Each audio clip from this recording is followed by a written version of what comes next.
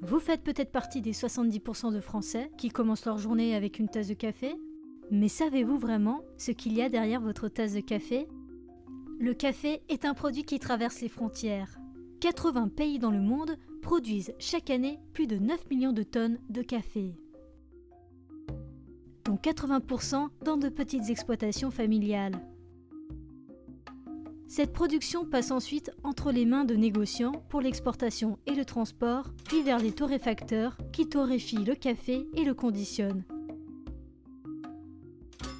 avant de le vendre au magasin où nous faisons nos courses.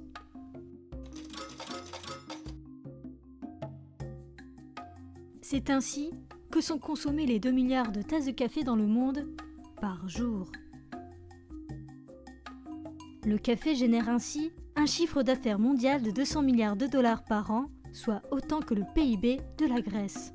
Un marché juteux. Mais à qui profite-t-il réellement ? En France, 3 grands groupes se partagent 80% des ventes de café consommées à domicile. Nestlé, JDE, Lavazza Carte Noire. Leur pouvoir de négociation vis-à-vis des petits producteurs de café est immense. Ils leur imposent un prix d'achat qui ne leur permet pas de vivre dignement. Depuis quelques années, l'apparition des capsules et dosettes a fait exploser le chiffre d'affaires des marques et des distributeurs. Mais cette richesse ne ruisselle pas jusqu'aux producteurs. Les consommateurs paient pourtant leur café au prix fort.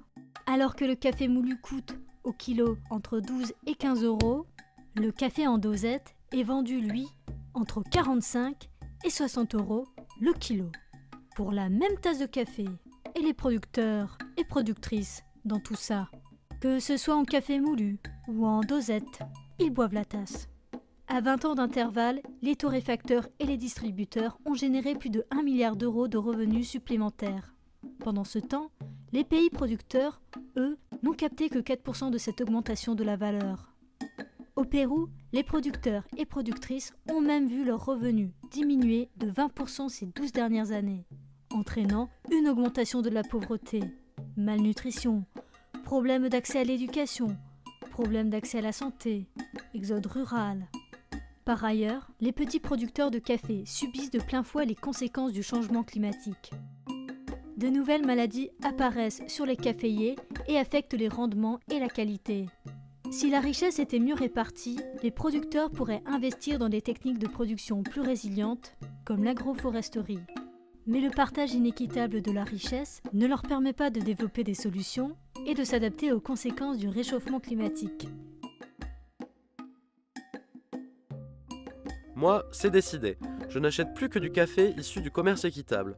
Le prix juste, payé aux producteurs, leur permet de vivre dignement et même de développer des modes de production agroécologiques et de passer en bio. Oui, en tant que consommateur, on fait notre part. Mais il faudrait aller encore plus loin pour que toutes les entreprises appliquent des règles commerciales plus justes. En tant que citoyen, on peut faire pression pour que nos gouvernements mettent en place les régulations publiques qui s'imposent.